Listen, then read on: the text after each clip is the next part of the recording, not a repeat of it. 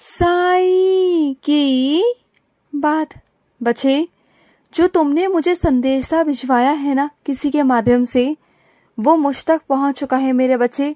तुम्हारा संदेशा तुम्हारे साईं तक, तुम्हारे बाबा तक पहुंच चुका है और उसे मैंने स्वीकार कर लिया है मेरे बच्चे। मैं जानता हूँ कि तुमने किसी के माध्यम से मेरे आगे एक प्रार्थना रखवाई है। मैं जानता हूँ तुम खुद भी तो कर सकते थे मेरे बच्चे। तुम्हें क्या लगता है, क्या मैं सारी प्रार्थनाएं शीढ़ी से सुनता हूँ? ऐसा नहीं है मेरे बच्चे।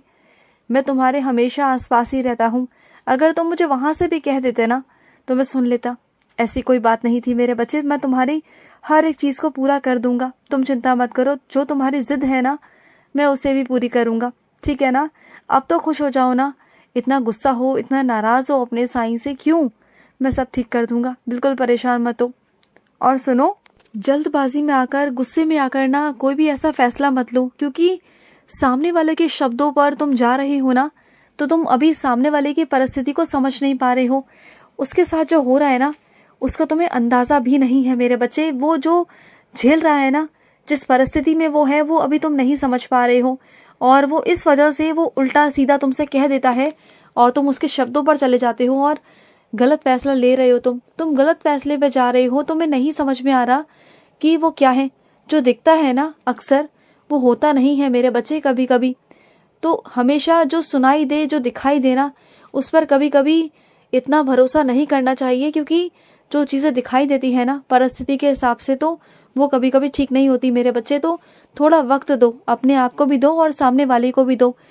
और जो तुम लोगों के बीच की बातें होती है ना, आपस की, दो लोगों के बीच की बातें, तो ना तीसरे इंसान को बताओ और ना उसे दखल अंदाजी करने दो। क्योंकि देखो, तुम अगर तीसरे इंसान को दखल अंदाजी करने दोगे तो बात और बढ़ेगी मेरे बच्चे, और वो बात इतनी ज्यादा बढ़ जाती है कि फिर संभालना मुश्किल हो जाता है।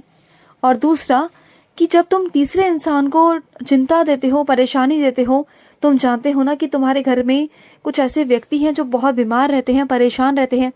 अगर उनके कानों तक वो बातें जाएंगी, पहुंचेंगी, तो सोचो ना क्या उन पर क्या बीतेगी, क्या असर होगा उन पर तुम्हारी बातों का।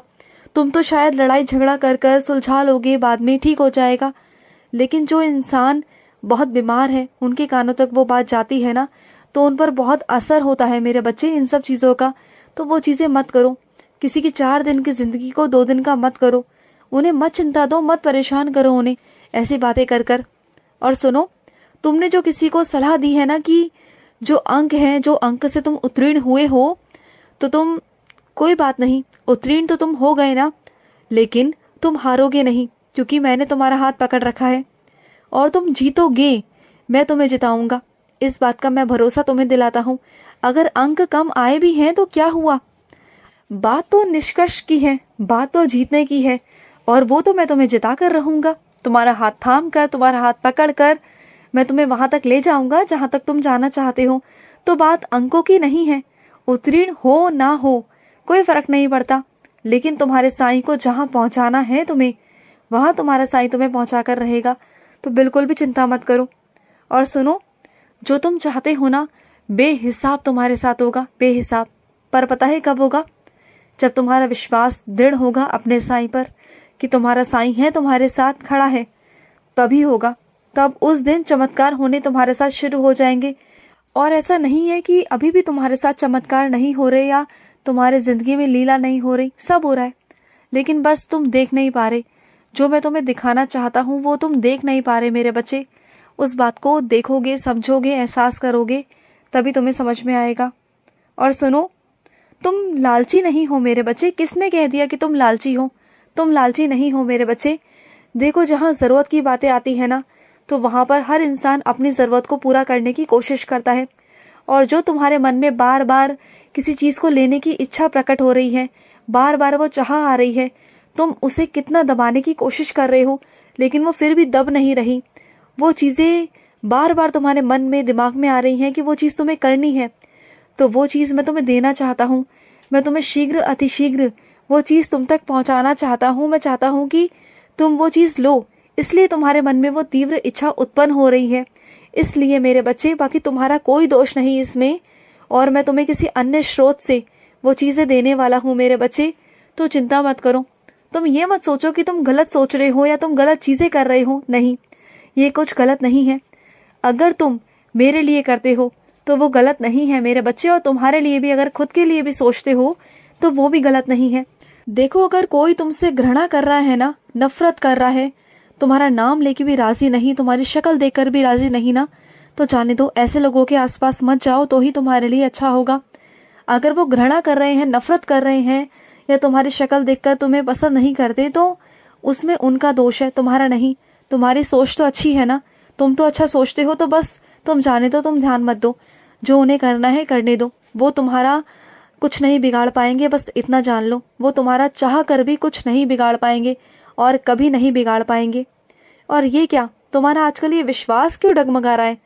जब तक तुम्हारा दृढ़ विश्वास नहीं रहेगा अपने साईं पर, कैसे चलेगा मेरे बच्चे? दृढ़ विश्वास तो तुम्हें रखना होगा अपने साईं पर। जहाँ विश्वास है वहीं साईं है मेरे बच्चे, तो विश्वास रखो।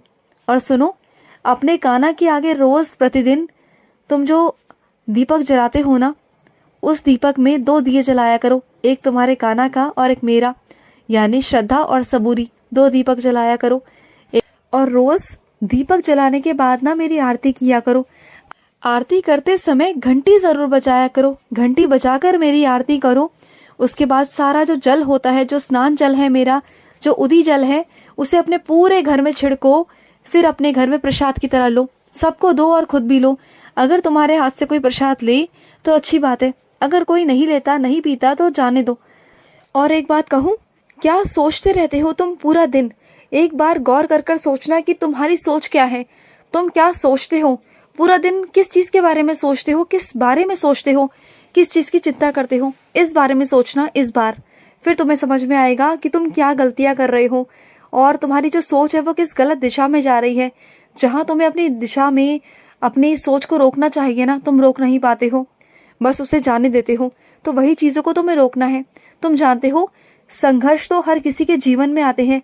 मेरे जीवन में भी बहुत सारे संघर्ष आए, बहुत सारा मैंने कुछ झेला है। तो क्या मेरे जीवन में संघर्ष नहीं आए? हर बार आए और बार बार आए। तो क्या मैंने संघर्ष नहीं किए ना? तो संघर्ष आना तो आम बात है। अगर संघर्ष नहीं आएंगे तो कैसे चलेगा? संघर्ष आना बहुत बड़ी बात नहीं है, लेकिन संघर्ष में लड़ना, सामना करना और जूझकर दोबारा से खड़े होना, उठकर, और वहां से निकलकर बाहर आना, ये बहुत बड़ी बात होती है। और ये हर किसी की बस की बात नहीं है। ये मेरे उन बच्चों की बातें हैं जिसमें हिम्मत होती है, जो अपने साईं पर विश्वास रखते हैं कि मेरा साईं है और मेरा साईं संभाल लेगा। और मैं हमेशा अपने बच्चों का साथ देता हूँ। और ये हार की चिंता क्यों करते हो कि मैं हार जाऊंगा, और हार के डर से तुम तैयार नहीं होते हो, बल्कि तुम्हारे मन को और अपने आप को इतना तैयार कर लो कि तुम हार नहीं सकते। अपने मन से मजबूत हो जाओ। उसके बाद देखो कि मैं कैसे तुम्हें वहां से बाहर निकाल लेता हूँ। देखो, बहादुर बनो, हिम्मत लाओ कि इस जिंदगी में परीक्षा तो देनी होती है। चाहे जिंदगी में एक बार परीक्षा दे लो, ढंग से दे लो, और उस परीक्षा के बाद जिंदगी भर आराम से रहो। क्योंकि जिंदगी में एक परीक्षा तो आती ही आती है, हर किसी के जीवन में आती है, और उसे पार करना ही होता है, हर कीमत पर पार करना होता है। तो कभी भी ना ये मत सोचो कि मैं नहीं कर सकता, ये सोचो कि तुम कर सकते हो और तुम करोगे। और कभी भी ना ये मत सोचो कि तुम्हारे अंदर शक्ति नहीं है। ये तुम्हारे अंदर, तुम्हें चुनना है कि तुम कैसे हर चीज से बाहर आ सकते हो। ना अपने आप को कोसो, ना मुझे कोसो, ना परिस्थिति को कोसो। बस ये सोचो कि मैं किस तरीके से बाहर निकल सकता हूँ।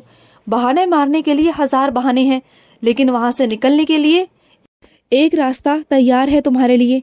अगर तुम चाहो तो वहां से निकल सकते हो। खुश रहो। आज का साई संदेश समाप्त हुआ।